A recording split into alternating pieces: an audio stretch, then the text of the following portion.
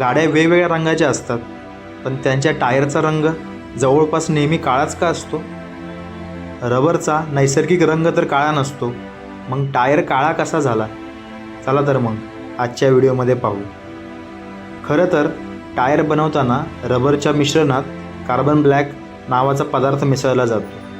हा carbon black फक्त टायरला काळा रंग देण्यासाठी नसतो, तो रबरला मजबूत आणि टिकाऊ बनवण्यास मदत करतो आणि टायरची झीज कमी करण्यासाठी महत्त्वाची भूमिका बजावतो.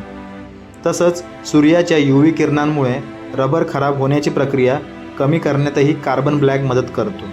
म्हणून टायरचा काळा रंग ही फक्त स्टाईल नाही, त्यामागे टायरची ड्युरेबिलिटी आणि परफॉर्मन्स वाढवणारं विज्ञान आहे.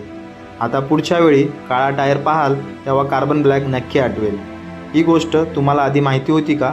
कॉमेंटमध्ये नक्की सांगा आणि रोजच्या गोष्टींमागचं भन्नाट विज्ञान जाणून घेण्यासाठी नॉलेज किड्याला सबस्क्राईब करा.